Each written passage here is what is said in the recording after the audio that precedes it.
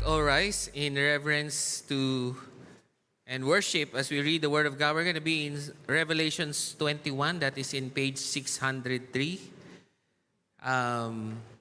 Revelations 21, starting at verse 1, we have worshiped God in singing, in praying, fellowship, giving. And now we worship God as we magnify His Word. Revelations 21, verse 1, it reads, "Then I saw a new heaven and a new earth. For the first heaven and the first earth had passed away. The sea was no more, and I saw the holy city, New Jerusalem, coming down out of heaven from God, prepared as a bride adorned for her husband. And I heard a loud voice from the throne saying, 'Behold, the dwelling place of God is with man. He will dwell with them, and they will be His people, and God Himself will be with them as their God. He will wipe away every tear from their eyes, and death shall be no more. Neither shall there be mourning, nor crying, nor pain anymore, for the former things have passed away.' And He who was seated on the throne said, 'Behold, I am making all things new.' Also He said, 'Write this down, for these words are trustworthy and true.' And He said to me, 'It is done. I am the Alpha and the Omega, the beginning and the end. To the thirsty I will give from the spring of the water of life without payment. And the one who conquers will have this heritage, and I will be his God, and he will be my son. But as for the cowardly, the faithless, the detestable, as for murderers, the sexually immoral, sorcerers, idolaters, and all liars, their portion will be in the lake that burns with fire and sulfur, which is the second death." Let us pray. Lord, thank you for your word is living and active, and the fear of the Lord is the beginning of wisdom. And Lord, we can do a lot of things, but we cannot really disagree with your word and have no consequences to it. So Lord, I know nagkukulang po kami, but by your grace, you're gonna lift us up and even align us with your will. In Jesus' name, amen and amen. All right, go ahead and take your seat at ngitian mo naman yung katabi mo na sabi mo, "Good evening, hello, hi." So, we are ending our series, Set Apart. Okay, ito na yung last.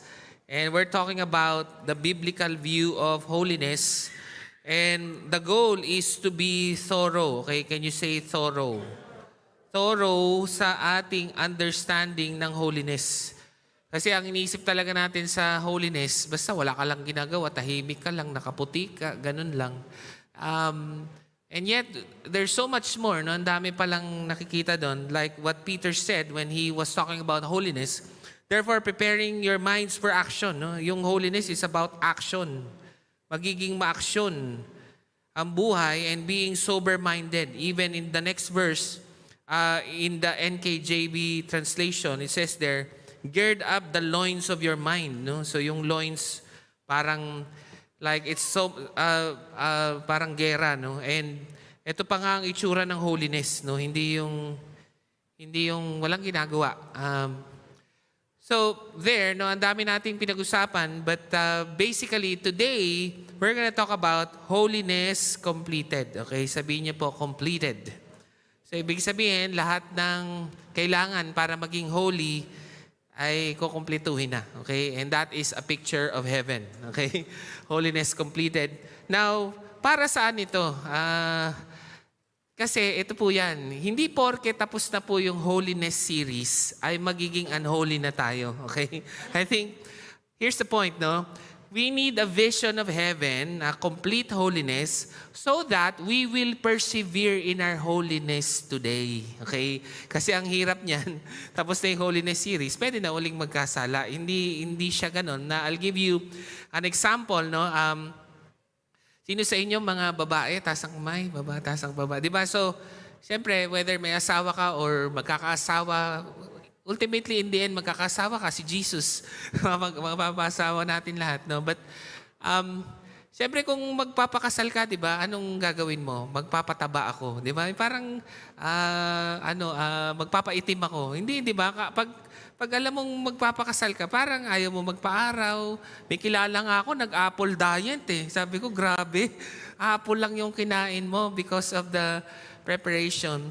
And so it's like that, no? Kung meron ka talagang vision, medyo imbis na maging relax ka, actually mas nagiging focus ka sa ginagawa mo, okay?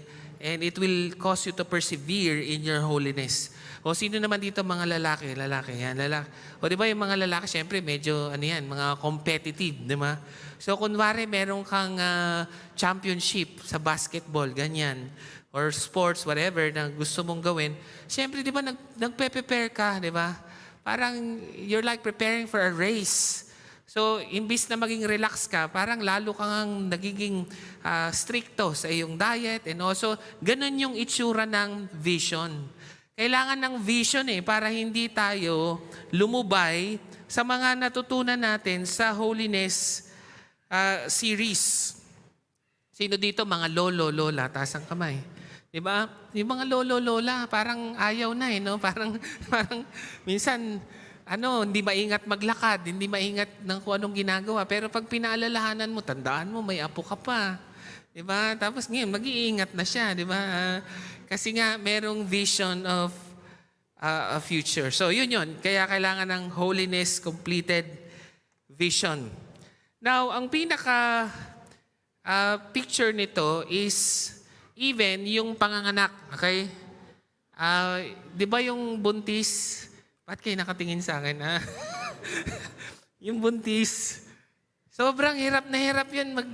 Grabe. Hindi ko naman naramdaman, pero nakikita ko yung asawa ko, parang, my gosh, paano kaya nila kinakaya to? Tapos, pag nakita nyo, ilalagay lang yun sa table, tapos talagang ang dami-daming paghihirap na dadanasin. Pero, nakakayanan magtiis. Kasi alam mo na merong batang lalabas. Nakita ninyo? Ganun ang vision no? At ang unang talagang pinanganak ng langit, meaning, kung gusto nyong maintindihan kung anong itsura ng langit, tingnan nyo si Jesus. Kasi siya yung unang namatay, nabuhay, at hindi na namatay na uli. Pag tinignan mo siya, the resurrected Jesus, the Jesus who ascended into heaven, ay yun ang picture ng langit, okay? Kaya siya yung tinatawag na first fruits, meaning siya yung una na itsura ng langit. By the way, meron pa palang isa, yung Holy Spirit. Alam nyo ba na yung Holy Spirit ay yung una si Jesus, no? Yun ang itsura ng langit. Meron pa isa, the Holy Spirit. When it came down on us, it is heaven na nasa sayo. Kaya alam mo na may langit kasi merong Holy Spirit. Kaya spiritong makalangit yun, and yet you experience it right here, right now. Yung buhok ko nga yan ang patunay na may langit. Oo. Alam nyo, kasi nandun na siya sumalangit na siya. So alam ko, nandun na siya, makikita kami uli one day. So in a way, parang ganun din yung Holy Spirit. Nandyan na siya, pero parang it somehow gives in you desires that nothing in this world could satisfy, no? Yun yung fruits of the Holy Spirit, no? So, tingnan lang natin yung mga verse, no? Sabi ng Romans 8:19-20, for the creation waits. Lahat daw tayo nag-waits with eager longing for the revealing of the sons of God, for the creation was subjected to futility. So, ibig sabihin, kailangan mo ng vision of holiness kasi nga, corrupt yung mundo. Alam niyo, pag tinignan nyo ng tinignan yung mundo, naku, makorrupt ka na rin kasi corrupt yung tinitingnan mo. You become what you behold. And not willingly, but because of Him who subjected it in hope. And the creation itself will be set free from the bondage of corruption. So, balang araw, imbis na sabihin na, corrupt talaga, wala talaga magagawa, corrupt. Oo nga, corrupt nga. Huwag mong tignan yan. Okay? Tignan mo yung vision of the future and to obtain the freedom of the glory of the children of God. Sorry, nawala. For we know that the whole creation has been groaning together in the pains of childbirth until now. So kita nyo, yung vision ng langit is a vision of childbirth. Na kahit nahihirapan ka dito sa lupa, magpupursige ka na sumunod kay Lord kasi meron tong idudulot na maganda. Verse 23, and not only the creation, but we ourselves who have the first fruits. Tingnan mo the Spirit. Ano daw ang unang ebidensya na may langit? Holy Spirit. Okay? And grown inwardly as we wait eagerly for the adoption as sons and the redemption of our bodies. So bakit talaga kailangan may vision of a completed holiness in the future? Why do we need to persevere? Oo, may grace. Pero ito ang sabi ni Paul. Sabi ng 1 Corinthians 6:9-10, or do you not know that the unrighteous will not inherit the kingdom of God? Do not be deceived. Sabi mo sa katabi mo, huwag kang papaloko. Huwag kang papaloko. Neither the sexually immoral, nor the idolaters, nor adulterers, nor men who practice homosexuality, nor thieves, nor the greedy, nor drunkards, nor revilers, nor swindlers will inherit the kingdom of God. Kaya kailangan ng tinatawag na perseverance, mga kapatid. Hindi tayo pwedeng bumigay, no? Kailangan may tinatawag na hope. Alam nyo, I realize, a sinful life is a hopeless life. Oh, kaya ka nag-resort na sa kamunduhan kasi nawalan ka na ng hope eh. Ganyan na talaga yan. Kaya hayaan mo na.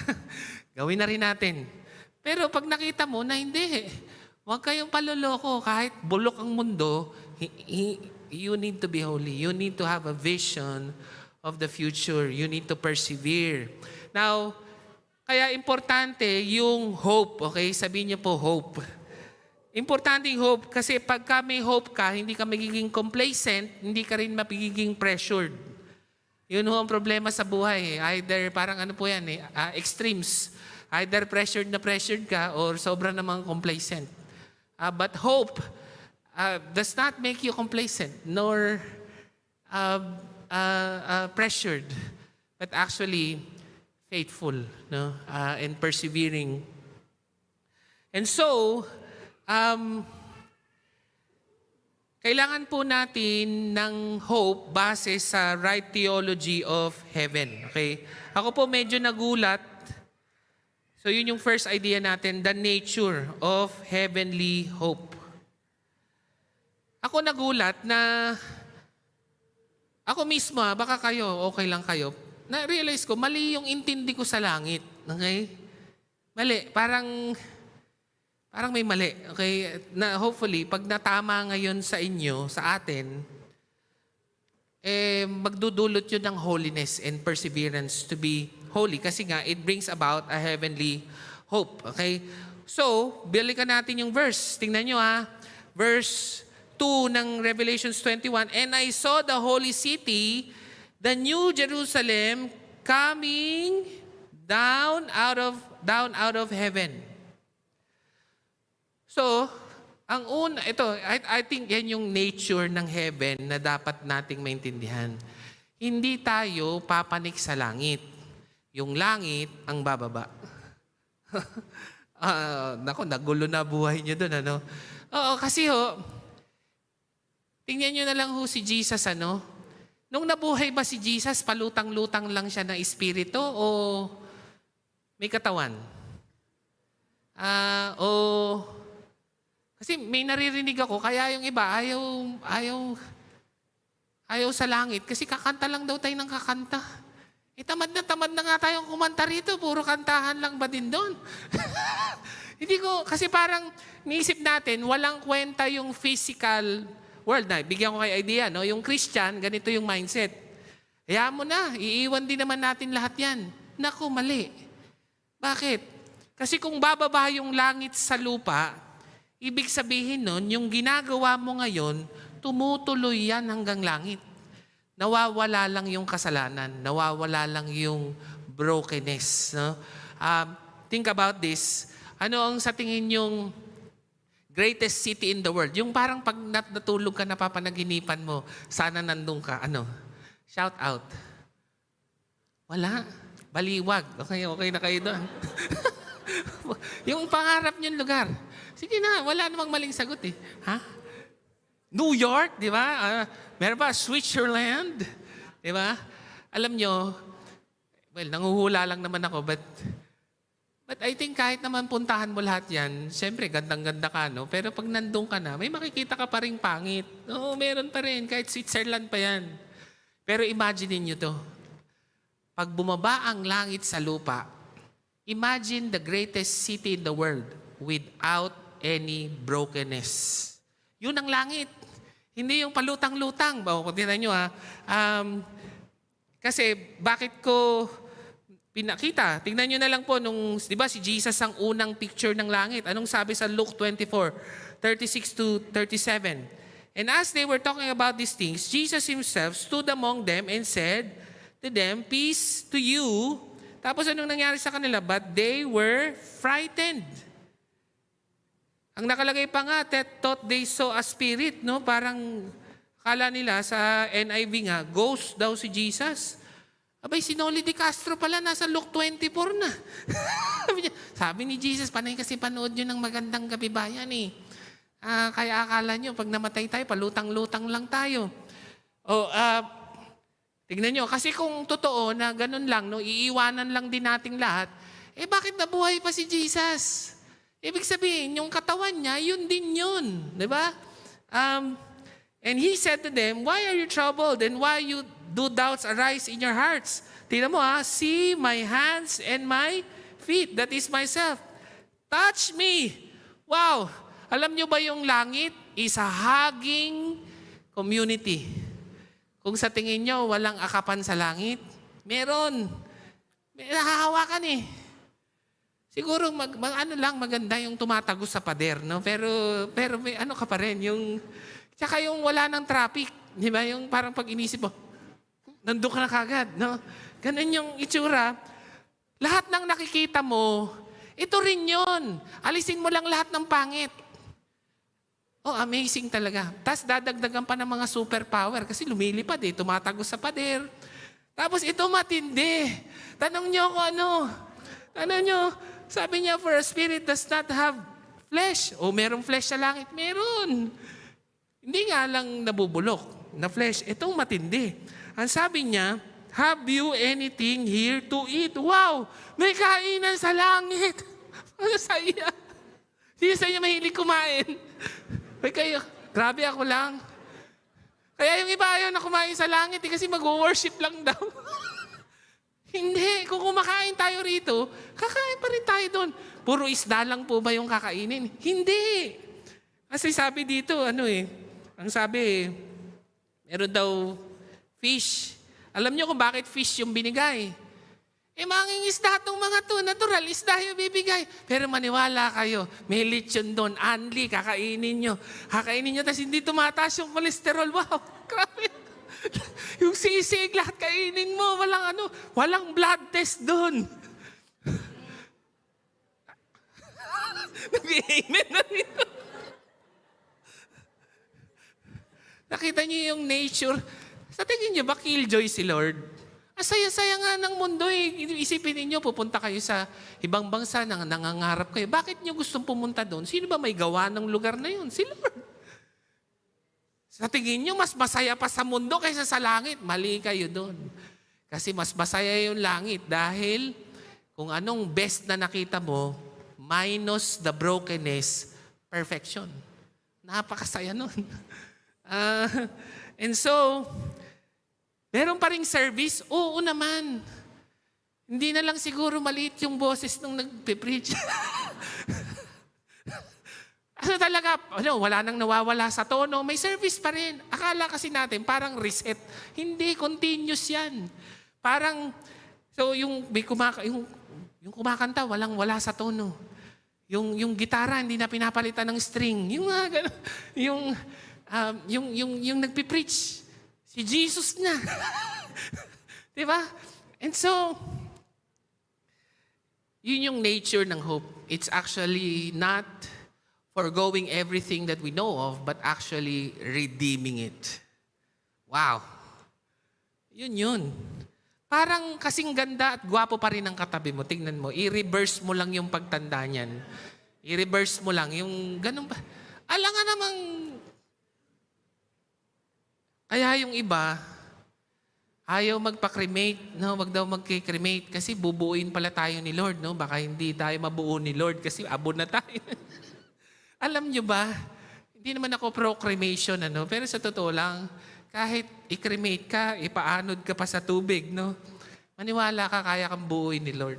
Oh, napakaliit naman ang Diyos ninyo. Para, naalala nyo ba yung sa Ezekiel?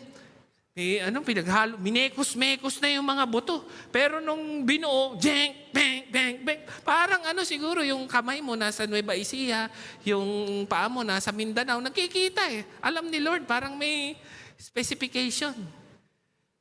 God, alam nyo, nakakatuwa, no? Sino sa inyo yung gusto nyo nagre-repair ng mga sirang bagay sa bahay?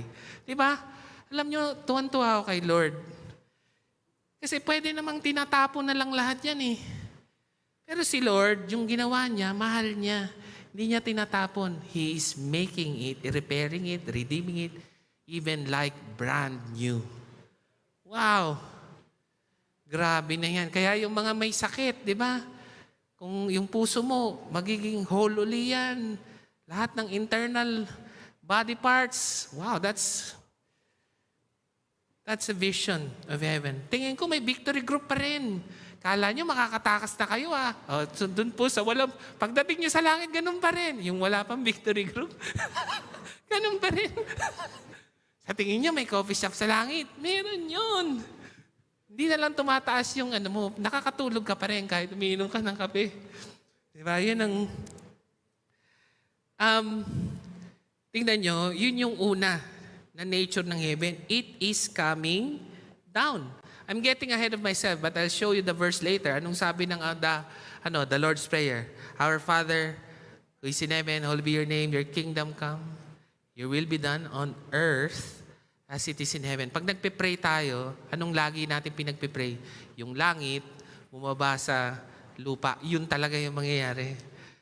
Hindi tayo yung parang iiwanan natin lahat, but the Lord will actually redeem everything. Tapos, tingnan natin yung next verse. No? Sabi niya, behold, the dwelling place of God is with man.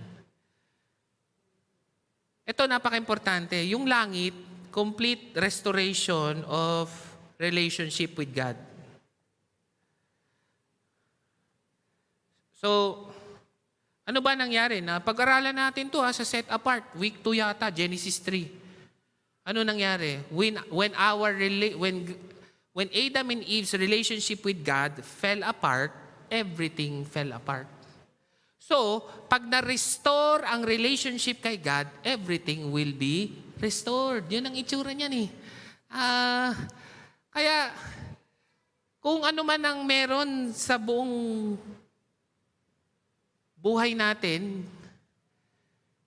resulta yan ng broken relationship with God. Papakita ko sa inyo. Hindi kayo maniniwala, pero ma-amaze kayo. Sino sa inyo, alam ninyo, dito sa Pilipinas, parang mahiyain yung mga ibon. Parang mahiyain, di ba? Yung kunwari merong ibon dyan. Tapos, pag nilapitan mo, lilipad na. Nagpunta kami ng Africa yung mga ibon, di mahiyain eh. Nag-excuse me pa nga ako eh. Alam mo kung bakit? Wala eh. May shame culture ang mga Pilipino. Mga Indio tayo. Inoppress tayo. Kasalanan yan. Siyempre, di ba? Nang-o-oppress ng tao. Tama, mahihain tayo. Pati yung ibon, mahihain. Kita niyo yun? When a relationship with God is broken, everything is broken. But when a relationship with God is restored, everything is restored. Hindi talaga pala dapat mahihain yung ibon. Hindi pala talaga dapat yung leon, ganun, nakakatakot. Mas malamang ito'y resulta ng ating broken relationship with God. Now, pag ni-restore yan, mare-restore din ang lahat. Now, and that's the reason why, para kang may vision ng bagay na hindi mo naman nakamit kahit kailan. Okay? You have a vision of a city you never had. You have a vision of a family you never had. You have a vision of a community you never had. Why? Because Adam and Eve, our forefathers, once lived in a perfect paradise. Kaya, pati yun na ipapasa sa atin. That we are actually meant to live forever. Kaya kahit hindi mo pa nakita yung ganitong city, ganitong lugar, alam mo meron nun. You long for it, though you have never seen it. And so, kaya nga, tingnan nyo yung verse, to, sabi doon, He will wipe away every tear from their eyes, and there shall be no more, neither shall there be mourning, nor crying, nor pain, for the former things have passed away. Ano yung former things? Ito yung season ng kasalanan dahil kay Adam and Eve. Wala na raw yun. Everything is renewed. So if our relationship with God will be restored eternally, then everything is restored. That is the nature of hope. Hindi yung iiwan natin yung mundo. Bababa yung langit dito. Ako gusto ko, pag bumaba yung langit dito, sa baliwag pa rin ako. Diba? Maganda naman dito eh. Malay nyo, pagbaba ng langit, mag-i-snow na rin dito. Yung malamig na rin, yung ganoon, parang ibang bansa na rin. It's like a perfect city. And so, nakita natin yung theology ng heaven. So, bakit natin to kailangan? Okay, tanong nyo ako bakit. So, meron tayong the need for this heavenly hope. Bakit natin yan kailangan? Ito ang sagot. Tingnan niyo yung verse ha. Sabi ng verse 4, He will wipe away every tear from their eyes, and death shall be no more. Neither shall there be mourning nor crying nor pain anymore. Now, pag tignan niyo itong verse na to na sinulat ni John, he speaks about suffering. And mind you, hindi ito yung suffering na naisip nyo. Kasi nung Revelations 21, si Emperor Domitian na yan. To which, okay lang talaga sa kanila na Jesus is Lord. Kailangan mo lang ding sabihin, Caesar is Lord, Emperor Domitian is Lord. Kung hindi, papakain ka sa leon. Kung hindi, susunugin ka ng buhay, di ba? Kaya nga merong Nero burning city kasi sinusunog yung Kristiyano na hindi magsasabi na Caesar is Lord. Tapos si John, iniisip ni John, paano kaya sila hindi bibigay? Kung napakaraming suffering nilang pinagdadaanan at pagdadaanan pa. Now, ganun din sa atin. Tapos na ang Holiness series. Paano kaya kayo hindi bibigay? Paano kaya tayo hindi bibigay kung magsasuffer tayo? Kung hindi naman talaga ito palangit eh. Kaya meron pa ring pain, may ano. So ang ginawa ni John, binigyan sila ng vision. And mind you, it worked. Nag-work siya. Bakit? Merong Fox's Book of Martyrs eh. Alam mo ba, lahat ng Christian martyrs na sulat sa history. Can you imagine? Binibigyan pa yan ng 30-day notice ha. Ano sabi mo? Caesar is Lord? Hindi. Sabihin nung executioner, bibigyan kita ng 30 days. Pag-isipan mo yan. Pero pag binalikan sila, wala. Hindi talaga sasabihin Caesar is Lord, Jesus is Lord. And it would mean that they would die, they would be fed to the lions, but they did not give up. Ibig sabihin, yung vision of heaven, it works. Oo, we have a faith in us that is indestructible. Maniwala kayo. Magtiwala tayo na merong gospel sa puso natin na talagang kahit anong suffering at iyak, ay hindi po ito mapupuksa. Okay? Napatunayan na po yan sa context ng Revelations 21. And sabi nga ni Tertullian, one of our church forefathers, the blood of the martyrs is like seed because the more they killed us, the more our movement grew. Alam mo bang nag-work itong vision of heaven? Kasi, tingnan nyo, gano'n nakarami ang Kristiyano ngayon? 3 billion. habang lalong pinapatay, habang lalong nahihirapan, lalong dumadami, lalong tumatatag yung faith because of a vision of hope. And si Timothy Keller, no, patay na po ito, no, but I like what he said kasi sobra siyang sure. Sabi niya, human beings are absolutely, sabihin mo sa katabi mo, absolutely. Absolutely. Nawala. Okay. They are absolutely hope-shaped creatures. The way you live now is completely controlled by what you believe in the future. Alam nyo, pag ang picture talaga ng future ninyo ay puro pera-pera lang yan, kailangan masustain ako ng may pera hanggang mamatay ako. Ganun.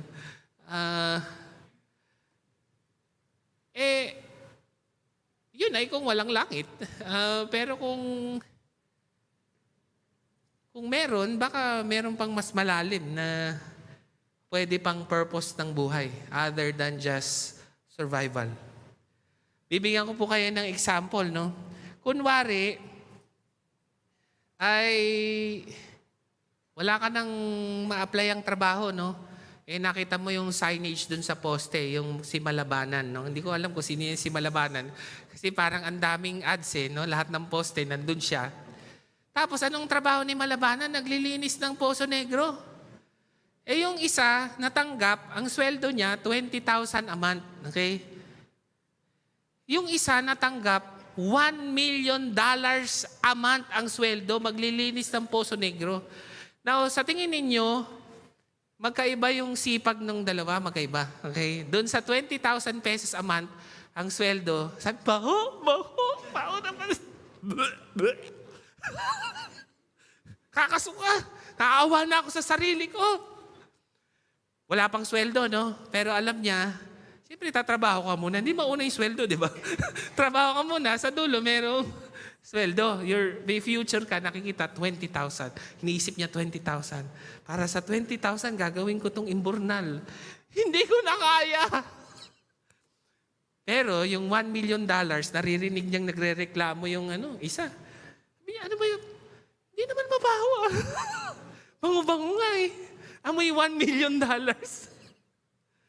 Nakita ninyo? Now, imagine ninyo, ang langit, papakita ko sa inyo sa verse mamaya, Revelations 21:21, verse 21. Heaven is a place where the streets are gold. Oh my goodness.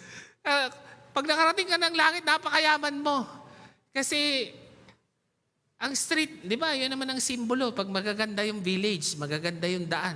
Abay, pambihira. Ginto ang daan dito. Alam nyo, here's the point, no? Kung ang buhay, meron talagang langit, ma-avoid natin yung complacency tsaka pressure. Okay, intindihin natin yun na ang ayaw ng marami sa Christianity dahil may langit, complacent. Yung gano'n, no? Okay lang yun. May langit naman. Iiwan din natin lahat yan. Hindi. Eternity starts today. Oh, bakit? I-redeem ni Lord yan eh. Ibig sabihin, kung anong ginagawa mo ngayon, ano ba, magkaka-amnesia ba tayo sa langit? Hindi. May pagkatao ka doon. And so, kung anong magagawa mo ngayon, gawin mo. Your labor in the Lord is not in vain. So, hindi kailangan maging complacent. Okay?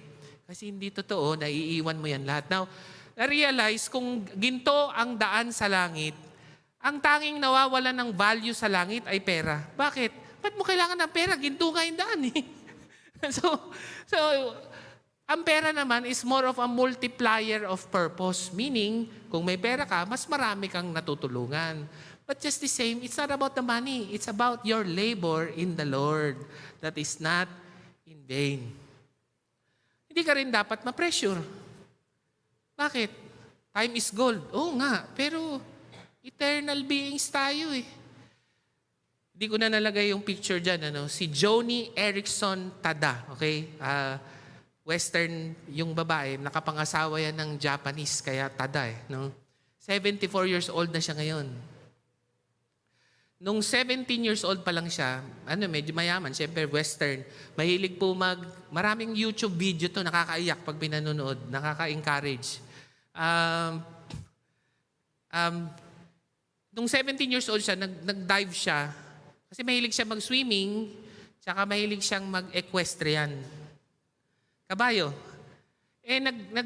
Nag-dive siya, tumama yung ulo, na-paralyze siya mula neck down. Simula 17 years old, 74 years old na siya ngayon. At Kristiyano siya.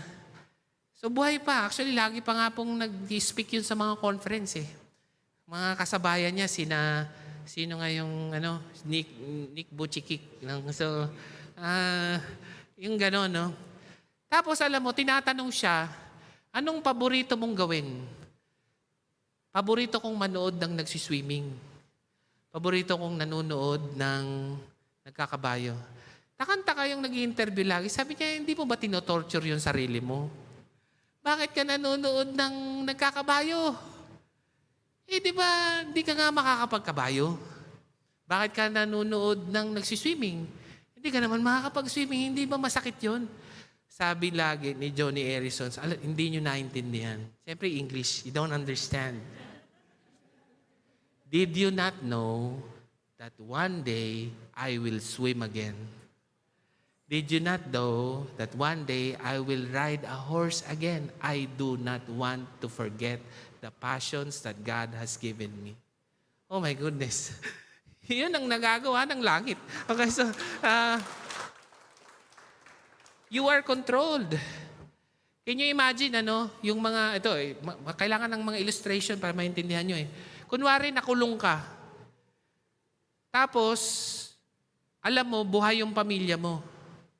Sa tingin ko, makakalabas ka ng buhay sa kulungan Kasi meron kang buhay na kamag-anak. Ang tawag doon, you have a living hope. Pero kung nakulong ka, ang alam mo, lahat ng kamag-anak mo patay na, tingin ko hindi ka lalabas ng buhay. Kasi wala ka ng living hope. Anong sabi ni Dr. Keller? Absolutely. Kung sino ka ngayon is a result of what you believe about your future. At ito ang future na lagi nating pinagpipray. Your kingdom come, your will be done on earth as it is in heaven. Unti-unti pong bumababa. Actually, hindi pala unti-unti. But what I'm saying is, the Holy Spirit is a deposit already na nandyan. O tignan nyo And the 12 gates were 12 pearls, each of the gates made of a single pearl, and the street of city was pure gold. Kaya alam nyo mga kapatid, mas mahalaga po ang calling kesa sa karir.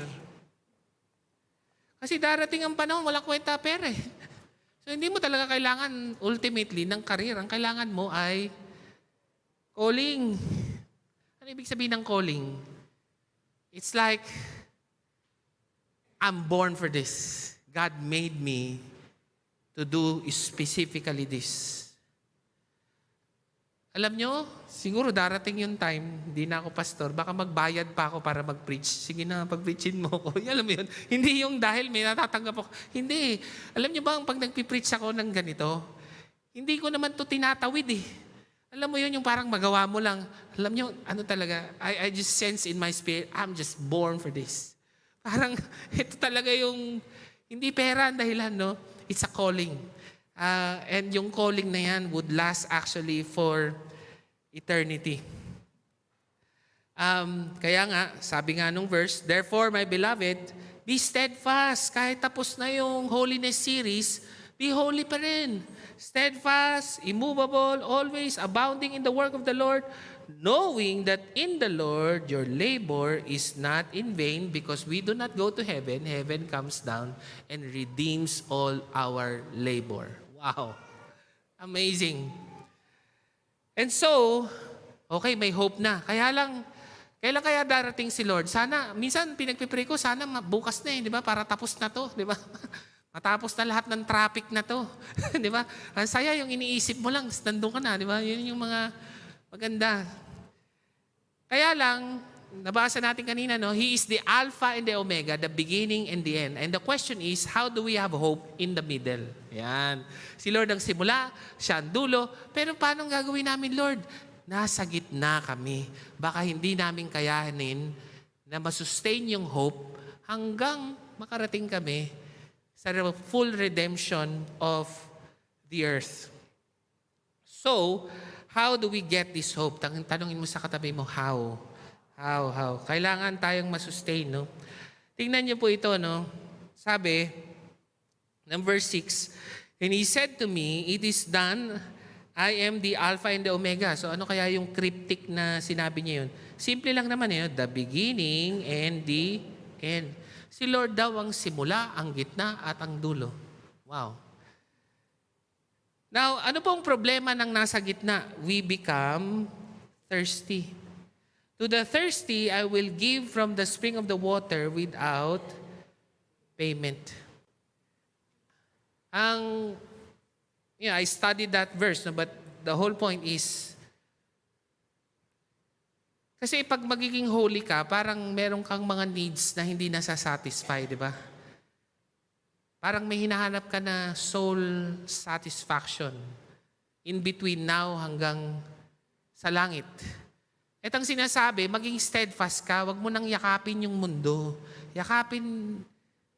Sumunod ka kay Lord. Alam ko, manghina ka, pero doon sa gustong maging steadfast, sabi ni Lord, bibigyan kita ng tubig. Okay? Can you imagine, nagsasuffer sila, pinapatay sila because of their faith.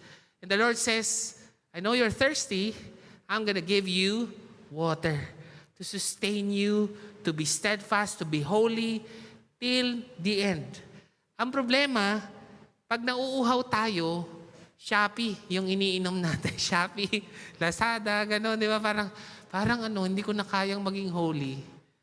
Ano kayang kailangan kong gawin? Siyempre, bukunin mo yung cellphone, pero hindi Bible ang bubuksan. Shopee, okay? Lazada, TikTok, di ba? Pag nauuhaw kayo, ano po ang nagsasatisfy sa inyong soul? Sana minsan Bible naman, yung buksan natin. Because alam naman ni Lord that you will be thirsty and you might become weary and doing good until He redeems the whole earth, heaven comes down. But hopefully we come to Him and satisfy our thirst. Now, si John din ang writer nito, kaya he is probably referring to John 4. Naalala niyo yung babaeng 5 asawa? O ganun yun, di ba? Parang hindi niya na matagalan kasi tuwing nauuhaw siya, ang gagamitin niyang pangpukaw ng uhaw ay yung kamunduhan. Buti na lang, na-encounter niya si Jesus. Sabi niya, alam mo, tigilan mo na yan. Pagka ito ang niyakap mo, hindi ka na mauuhaw muli. And He was pertaining to a living water to sustain you, to be holy till the end. At alam nyo, sabi, no, it's a water without payment. Nakita nyo yung verse, sabi, wala daw bayad. Bakit kaya? Kasi, puro John yan, no? Si Revelation, John ang nagsulat. Yung John, si John din. O, di ba? Ano sabi ng John 19:28? After this, Jesus, knowing that all was now finished, said, to fulfill the scripture, I thirst. Tungkol ba to sa nauuhaw siya? Hindi. Mamamatay na Ano na mangyayari kung paiinumin mo pa yan, di ba? Mamamatay na siya, di ba? Iisip ko kung mamatay ka na rin naman, ano ngayon kung nauuhaw ka? So it's not kasi after niyang sabihin to, sa susunod na verse, ang sabi, my God, why have you forsaken me? So ibig sabihin, kaya siya naging thirsty kasi na-break yung satisfaction ng relationship niya kay God. Bakit? Kasi on the cross, kinuha niya yung kasalanan natin. And that's the reason why He thirst. Yung relationship niya with God has been broken. Now, here's the point, no? Jesus was thirsty so that in Him, you will never be thirsty again. nawala yung relationship niya kay God no? At that moment, because yung sin ay nando doon, kinuha niya, but with a great exchange, now I hope you realize, hindi na natin kailangang uminom sa mundo. Because through Him, because of His sacrifice on the cross, you and I will be sustained till the end.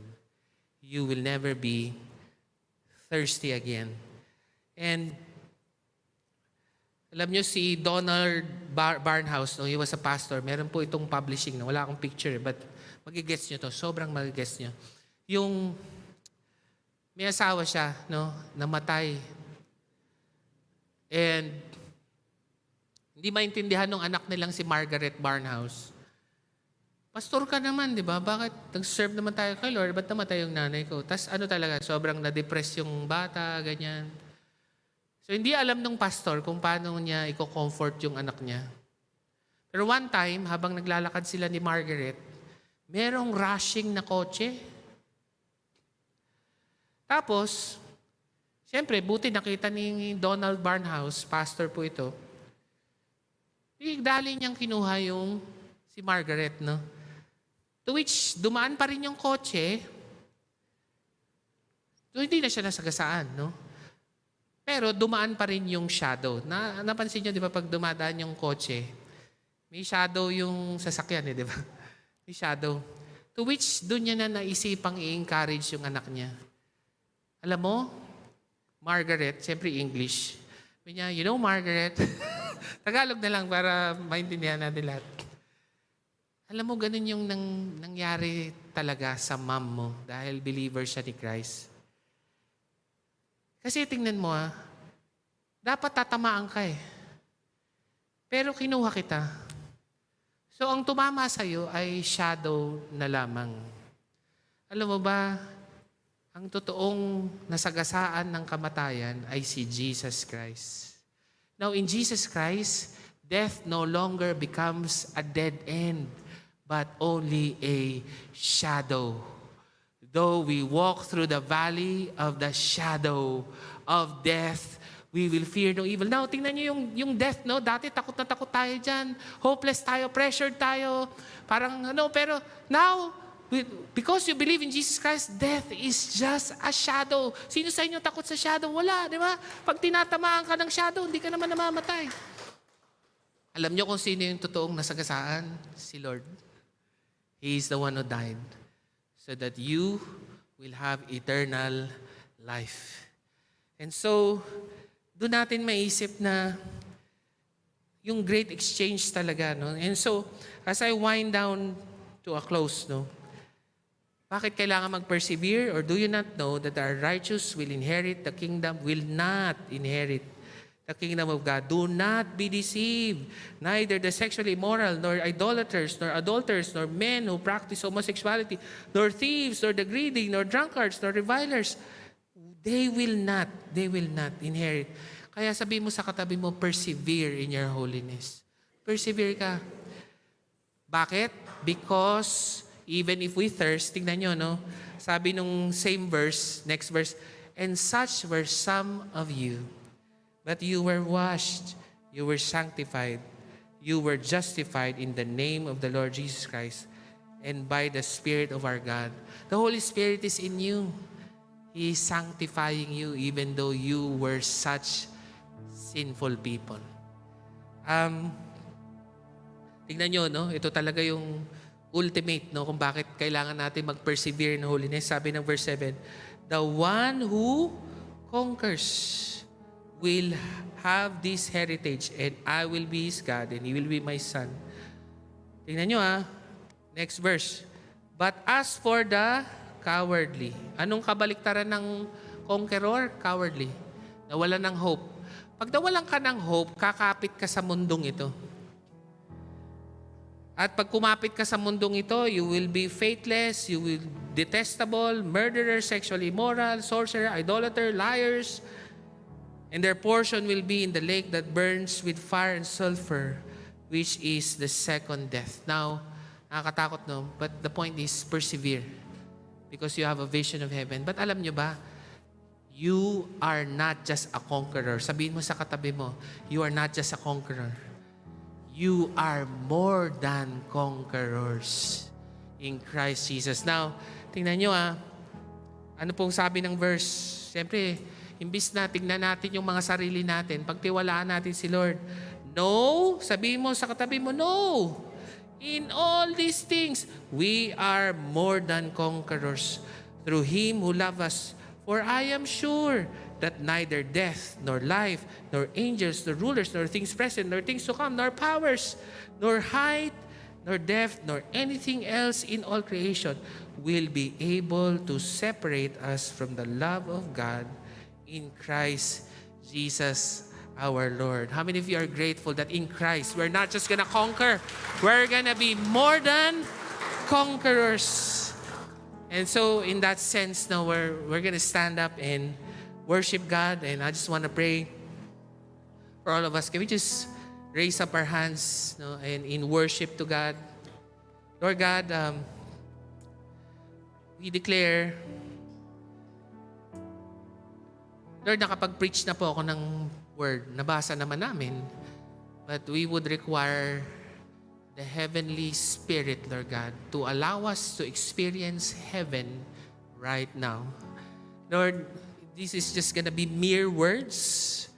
But Lord, by the power of the Holy Spirit, help us to understand how our great hope is gonna change our lives today, Lord God, to persevere in our living hope.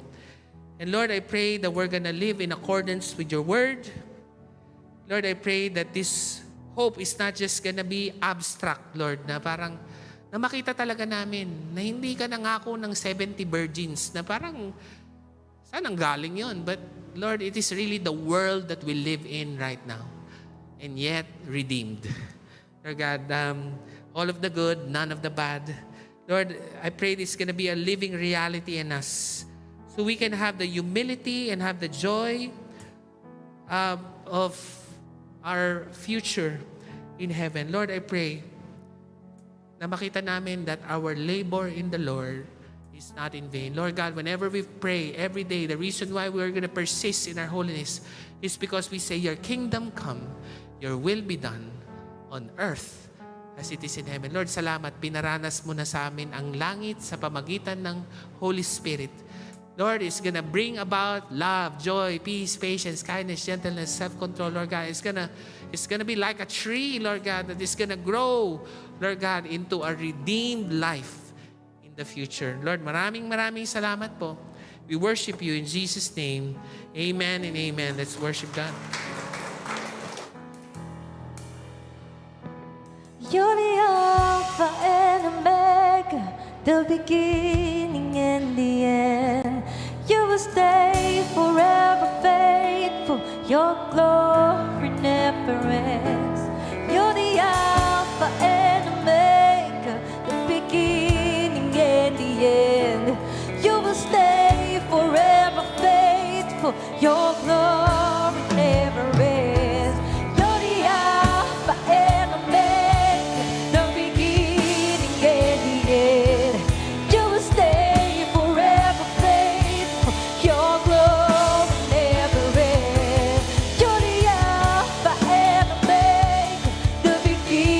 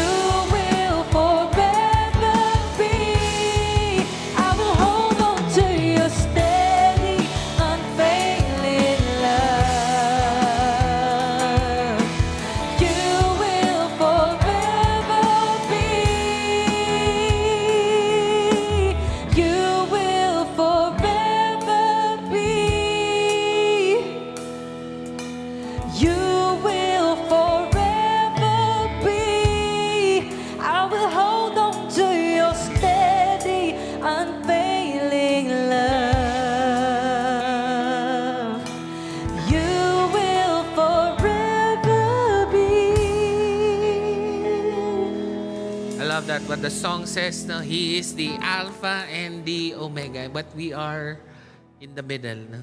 And how we're gonna be persisting in our holiness till the end. And the answer is we're gonna hold on to His unfailing love. When we thirst, no?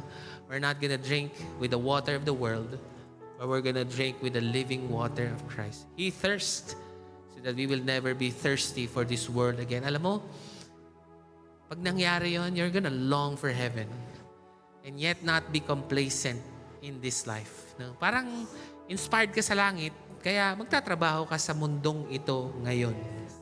But at the same time, like what Carol said, hindi tayo pressured kasi merong forever. Wow! Oh, palakpakan niyo naman si Lord, di ba? So, let us pray, no? Taas pa natin yung mga kamay natin. Lord God, I pray for every needs that are represented in here, Lord God. Alam ko, hindi pa to langit. And that's the reason why we pray. Jesus, our living water, Lord God, may you satisfy every need, Lord. Para hindi po kami yumakap sa mundo. Lord, I pray for wisdom, Lord God, for healing, Lord God. I pray for a restoration of relationship, Lord God. Lord, I pray that you're not gonna defer our hope, Lord God. For hope deferred makes the heart sick, Lord God. Na pag yung mga inaasahan namin parang hindi nangyayari in our timetable, parang nagiging may sakit yung aming puso na nawawala ng hope. But Lord, let hope arise, Lord God. Let Lord, according to your time, you're gonna make everything beautiful, Lord God. Lord, maraming salamat. Hindi ka late, hindi ka advance. You are right on time, Lord God. So Lord, Lord, makita po namin yon so that we're not gonna be complacent nor pressured, Lord God, with a vision of a completed holiness in heaven. Lord, and I say as we send everybody out, the Lord bless you and keep you, and may He make His face shine upon you and be gracious to you and give you shalom. As Jesus said, I thirst, and He said, tetelestai, it is finished. Holiness is completed in you, and it will be completed for eternity. In Jesus' name, amen and amen. God bless you. If you want prayers, I'm here to pray for you. See you next Sunday. We're going to start a brand new series, Crazy Faith.